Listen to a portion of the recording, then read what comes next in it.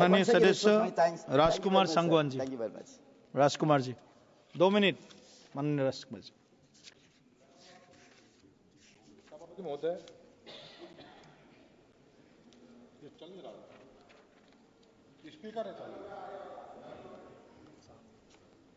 धन्यवाद स्पीकर महोदय।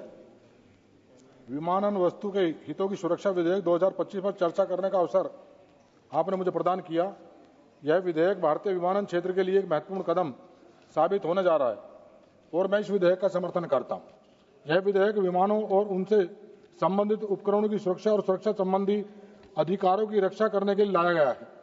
विमानन उद्योग आज विश्व के सबसे तेजी से बढ़ते क्षेत्रों में से एक है और इसे और अधिक सुरक्षित, व्यवस्थित और स्थिर बनाने के लिए हमें ऐसे कानूनी ढांचे की आवश्यकता है जो विमानों और उनके संबंधित उपकरणों की सुरक्षा सुनिश्चित कर सके।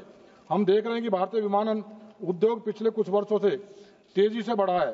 जहां 2013 में भारतीय हवाई क्षेत्र हवाई यात्रा में 8.5 करोड़ यात्री थे, वहीं आज 2024 में यह आंकड़ा 16 करोड़ से अधिक पहुंच गया है। भारतीय विमानन क्षेत्र में तेजी से विस्तार के साथ ही विमानों के खरीदने और रखने और संचालन से जुड़ी विभिन्न जटिलताएं भी उत्पन्न हो रही हैं। वैसे तो अभी क्योंकि राजीव प्रताप रूडी भी बैठे हैं और जब ये इस विधेयक पर चर्चा कर रहे थे मैं उनको सुन रहा था, क्योंकि जितना अनुभव इनको हवाई जहाज उड़ाने का है उतना ही अनुभव मंत्री के रूप में इस विभाग को चलाने का इनको रहा है। और इन्होंने बहुत सारी बातें रखी हैं कि कैसे हम हवाई क्षेत्र को अपने को और सशक्त मजबूत बनाए और कैसे जो आदरणीय नरेंद्र मोदी जी का सपना है, जो उनकी सोच है, जो उनके विचार हैं कि हवाई चप्पल वाला भी और हवाई जहाज से यात्रा करे, उस पर चर्चा उन्होंने की। लेकिन बात करते करते अंत में पटना पहुंच गए कि पटना का जो हवाई अड्डा है बस वो बड़ा मजबूत हो जाए, जबकि हमारे देश के बड़े बड़े शहर जो काफी उद्योग नगरी भी है और वैसे भी जो क्रांति धरा भी है, उनके जो हवाई यात्रा से नहीं जुड़े, हवाई सेवाओं से नहीं जुड़े, उनकी चर्चा बहुत जरूरी थी। मैं इसलिए आपका ध्यान, आपके माध्यम से माननीय मंत्री जी का ध्यान, मेरठ क्रांति की धरा है, क्रांति की भूमि, जो 1857 का प्रथम स्वतंत्रता संग्राम जो पहला हुआ, अंग्रेजी हुकूमत को चुनौती देने का काम मेरठ से हुआ, वो क्रांति धरा है।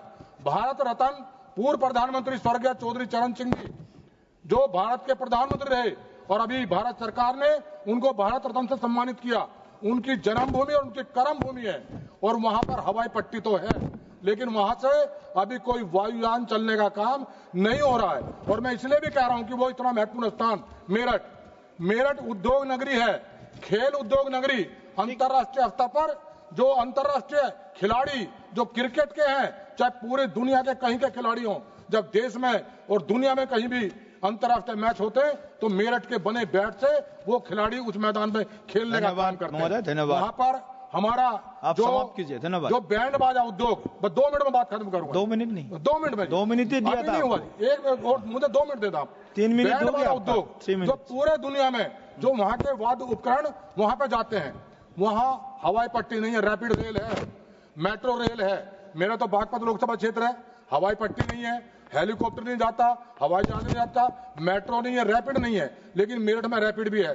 हवाई पट्टी का विस्तार करने का मैं आग्रह आदरणीय मंत्री जी यहाँ बैठे, मुझे भरोसा है ऊर्जावान मंत्री हैं और जब से मंत्री बने हैं ये जो हमारा विभाग है बड़ा मजबूती से ये सशक्त बनता जा रहा है। मुझे भरोसा है कि मेरठ की जो हवाई पट्टी है वहां से हवाई जहाज उड़ेंगे, अंतर्राष्ट्रीय स्तर पर जो खिलाड़ी मेरठ में आएंगे उनको उसका अवसर मिलेगा।